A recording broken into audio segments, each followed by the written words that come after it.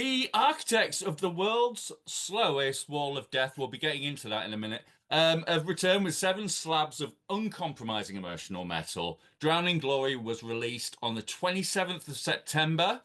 Swamp Coffin's Jon Rhodes is in the house. Thank you for joining us tonight. Pleasure. Thanks for having me. So, I'll start with a bit of levity. World's slowest wall of death. Like, how slow is that? Really, really fucking slow. Walking. Yeah, so it was a bit of a joke that we were messing about. This is going back 2021? No, Right. 2022. So it was after our last album came out. And I was literally just joking in the practice room going, I've got this idea. And we played Doom Lines in Sheffield, which is a really Wicked. serious, Yeah. no nonsense Doom festival in Sheffield. Conjurer headlined it that year, and there were some fucking sick bands on it. And last song of the set, we do like a bit of a false finish, and I went, right, split the fucking crowd. And nobody moved. And I went, no, I wasn't asking, split the crowd. And all this crowd that stood there with their arms folded, proper Yeah. headbanging Doom crowd, they all shifted. And I looked at Martin and Dave and went, fuck, it looks like we're doing this then. And it was like something out of The Walking Dead. Just 100 people just slowly walking towards each other. And sometimes we'll get one guy sort of sprints and then realizes that he's the only guy doing it, but it is slow as possible. I try and get people windmilling and kicking and stuff. The funniest one, we played with Conan, and it did the wall of death thing and then turned into a slow circle pit. And I'm trying not to piss myself laughing. You're literally watching 50 or 60 people walking around in a slow circle. I think they're all looking at each other going, what are we doing? That is up there with Party Cannon's push-up competition. Yeah, but the thing is, there's only so many times you can do proper walls of death, circle pits. It's all been done, and we're trying to have a laugh. I think you've listened to what we sound like. After sort of 30 or so minutes, 40 minutes of that, it can be a bit relentless. To then have a little bit of levity at the end of, all right, we'll just have a bit of laugh now before we go home, and it's all good fun. Well, I get into the music. It's breeze block heavy, but I have to say the riffs have got so much groove and catchiness going on in them, and it nods to me to the classic era of like Relapse Records when they were doing sludge and doom and stuff. Yeah. Is that an intentional move, like to regain some of that catchiness, some of that groove? See, the thing for me is, I think if I'm playing riffs around the house, I'm generally humming stuff and whistling stuff. If my missus then starts whistling it of her own accord and like, for fuck's sake, I've got that riff stuck in my head, I think that's it. That's a banger. But I've like you say, that Relapse, obviously Nola Sludge, but that sort of 16, even sort of, obviously I'm Monkey, Lab Rat. It's got to have a little bit of, you got to have to hum the riff. Yeah, right. Yeah. Because I've seen a lot of doom bands or sludge bands, if you like, who are like blisteringly heavy, but I couldn't have gone away and remembered one of their tracks. Whereas with you, like I've had earworms. You know what I mean? I definitely remembered the tunes, which is great. Now, that's one side of it. It's also a massive cathartic sounding record. There's obviously a lot of emotion in this record, and say as much as you like, is there a through line with the thematics behind this record? Yeah. So, as you're obviously alluding to, we had some shit going into this record. So it's like after we did New Soul Mighty, the day that New Soul Mighty was the day before we were due to launch New Soul Mighty, our bass player tried to kill himself. And it's something we don't shy away from. We've talked quite openly about it. He's happy to talk about it. Then his dad died and my mother-in-law died on like the same day, just before the album was launched properly. And it was literally, we were playing all these amazing shows and we were launching this record, but we were just exhausted, and there was just this fucking black cloud hanging over us. And yeah, you carry that in. I mean, the thing is with this, the day we were due to record our first demo, my brother-in-law got killed in a car crash. Right. And that has literally been So the whole sort of slogan for this album is, I think we're fucking cursed. Yeah. And that motto has literally sort of followed us from day one. And then we've just somehow, there's always been that sort of element to us of we're using real emotions. And Mm. I like hardcore.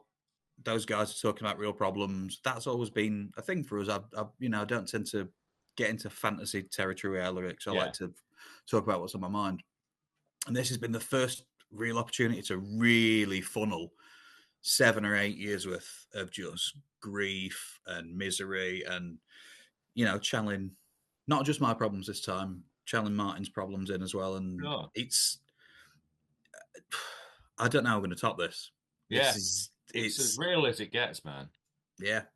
I don't necessarily want to top this because I don't It- know how miserable I'm going to have to be to try and well, come up with something as good as this. I mean, if the rest of your life is hearts and flowers, and it deserves to be, you've got this capsule of that moment in time now Mm. preserved forever, haven't you? So, I would love to write ballads and love songs after this. I yeah. really, really would. I don't think I ever will.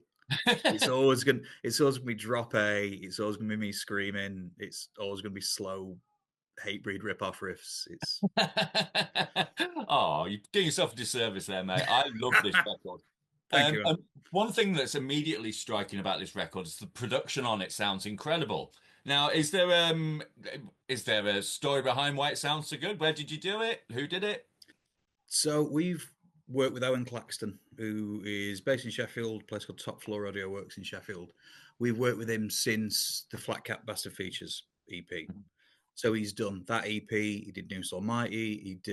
We did a cover for Magnetic Eye Records. We did a Soundgarden cover. He's done that, and then he did this. And it's as we've grown and we've got better at songwriting, he's got better at production. So we were the heaviest band he'd worked with at that point. I believe we still might be. Not that I'm blowing my own trumpet, but he's got better. We've got better, but we're also good mates. So he's not afraid to say to me, try this, or I'm not afraid to say to him, I've got this mental idea. He'll be like, right, get in the fucking booth. Let's see what happens. Mm, Um, and it's just, I think I can't see us working with anybody else. I really can't, because when you've got that sort of relaxed relationship, and we go in quite prepared as well, so he knows we've got time to fuck about and try experimentation, and let's put samples on stuff, and let's stand in a room and do pinch harmonics for 10 minutes or do feedback for 10 minutes. It really, I don't know. The whole thing sounds massive. I mean, I've tracked. it does. I think it's 4 or 5 guitar tracks per song. So normally you'd quad track it. You'd have one on Mm, each side. But we've gone fuck it, 2 on each side, one up the middle. mm, We'll scoop all the mids out the middle and make it sound really 90s. We'll literally. I mean, I'm playing bass on this as well. Martin didn't play bass on this because he wasn't very yeah. well. Um, I don't play bass. So I'm like, fuck it, I'll just kick the shit out of the thing. And Owen's just encouraging me, like, yeah, just batter it, it's fine. And to have somebody sat over your shoulder going, go on, really dig in. You can, Yeah. and somebody who's supportive, you know, I think the end product Oh, it speaks for is really itself, doesn't it? benefited. I mean, there's often that cliche about it being the producer being, the fourth or fifth member of the band or whatever. So in some bands' cases, that's really true. And it sounds like you have a similar relationship with your producer, which is fantastic. So one of the other things that really strikes me about the album is I can't wait to see it live. I mean, it sounds like it's built to destroy venues. And I was looking into your live history, and you've had some amazing supports. You've had some really Yeah, cool ones. we've done all Like, right. which ones have stood out? Like, are there some way you're going, I cannot believe we're doing this? Obituary. Yeah, I thought so. Yeah. I mean, the thing is, right, Crowbar was my first introduction to sludge. So to open for Crowbar and to literally bump into Kurt Winstein before the show, and he went, "Oh, I've just started following you guys on social media," and I'd lost the ability to fucking speak. I'm Yeah. like, "Oh, it's Kurt Winstein." So that was cool. I Hate God was supported recently, but Yeah. yeah, the obituary thing, I literally just sent. I'm quite brazen. I'll just email Yeah. promoters. Oh, you I got just it. emailed. Well, this is it. I mean, I emailed O2 Academy and went, "Don't suppose you've got a support slot on that obituary show, have you?" Yeah. And they replied and went, "Thanks for asking, but no, we're not doing any local supports." Yeah. And then a couple of weeks later, he replied and went, "There's a change of plans you want on it." And I'm like, "You're fucking goddamn right, I want on it." Yeah, right. You don't ask, you don't This get. this is it. My whole thing is if I ever just need to motivate myself, I'll just email a few promoters Yeah, and right. see what happens. And I've got a little bit of a mental tick list of these are bands I want to play with. Yeah. An obituary because there's like a death metal, an old school 90s death metal thing going on in our music Yeah. as well. That catchiness. Yeah, like if Entombed was still a thing, God, um, I wish. yeah. But I was like, fuck it. But it was sold out. It was packed. It was the hottest day of the year. It was like 40 degrees in that venue, and we just went as hard as possible. Wow. And then to have those guys be like, "Are you supporting us tomorrow?" I'm like, I fucking wish. Are you coming to Portsmouth? No, we're really not. This is as good as it gets for us. Amazing, amazing. And you've just done a bit of a sports stint with some mates of mine, Mastiff. Yeah, yeah, we Yeah, played how with them did a that bunch of go? times. Went all right. I mean, we know those guys. We played with them. So that was Yeah, Leeds. Yeah, we played with them with Caligram. We played with them for Fieldy from APF Records' 50th yeah, birthday a couple of years ago. So yeah, those guys are shit up. yeah. They're great, aren't they? I go back a bit with Mastiff. Unfortunately, I couldn't catch you in Leeds because I was called away to Slipknot. But Yeah, I think half of Leeds was. yeah, The yeah. traffic was appalling. Yeah, yeah. So I hear. So I hear. So with that in mind, what are the live plans do you have for 2025? Have you got anything coming up that we should keep our eyes out for?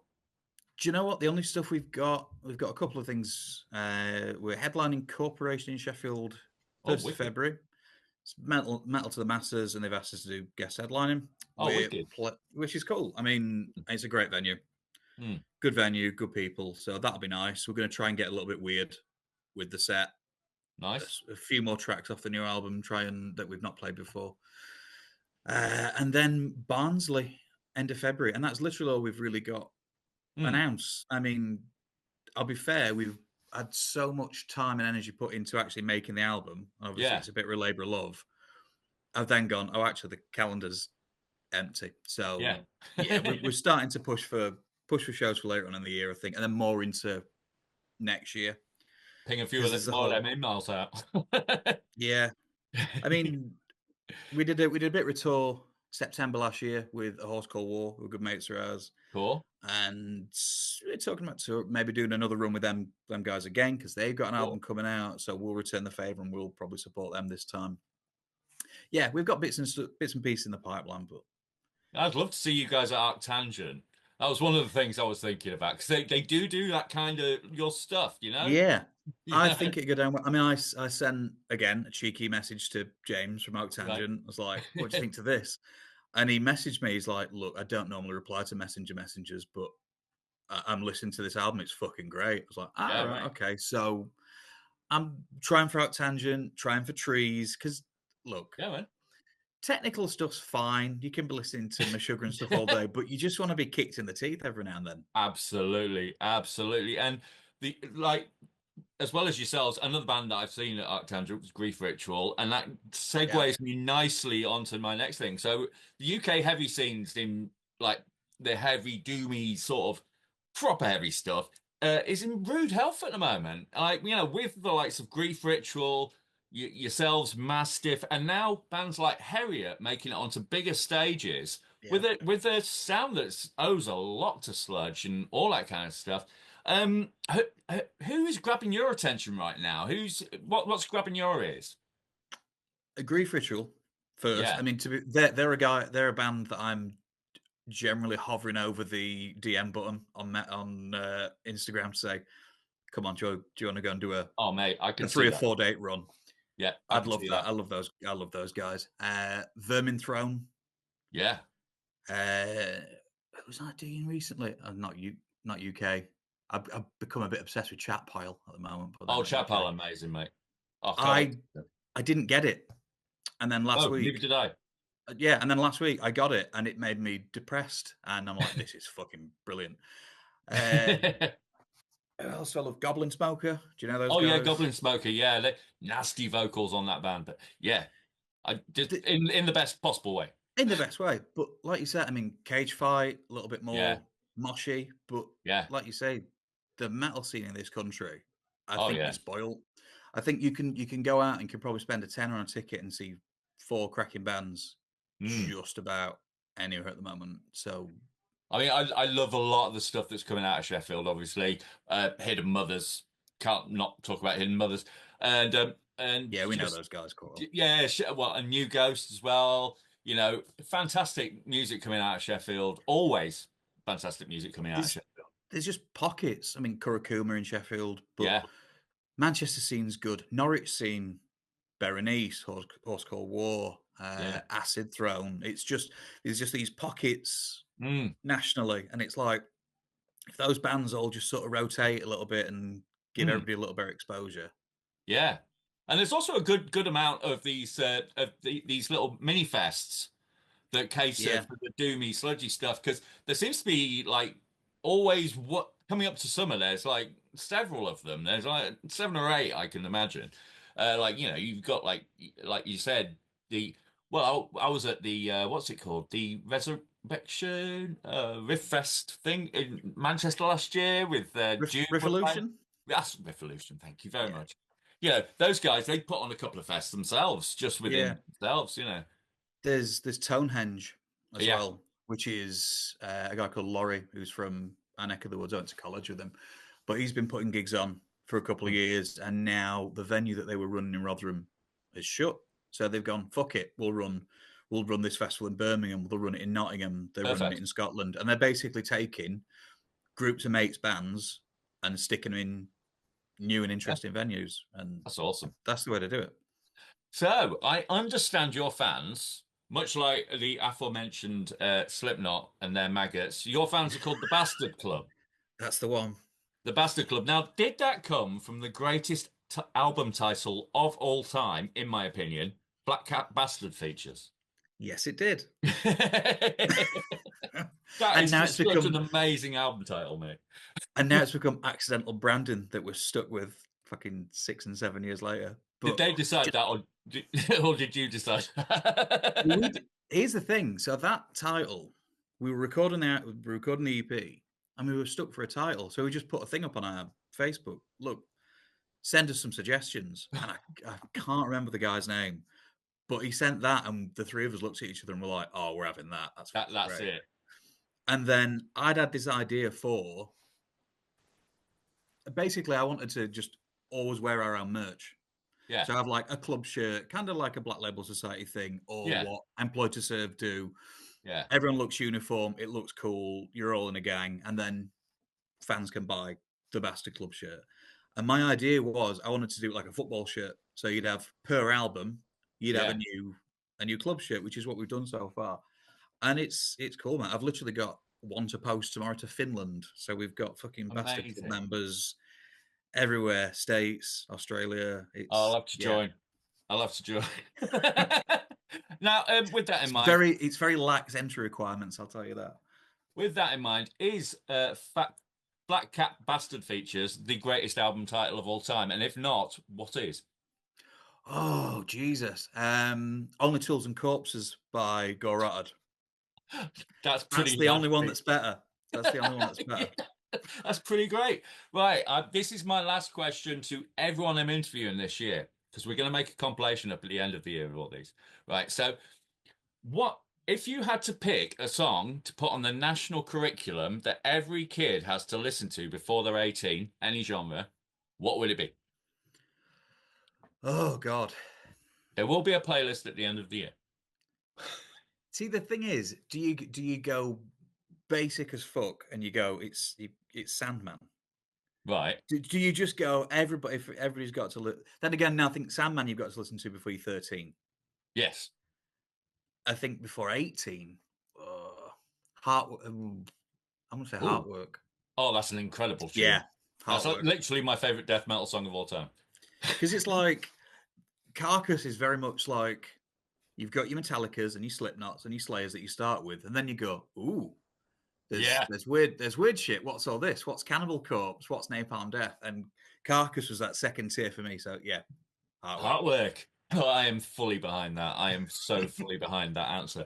So it's been an absolute joy to speak to you today, John. And Pleasure. I hope to catch you live as soon as possible, and I'll get that Bastard Club t-shirt. Wicked.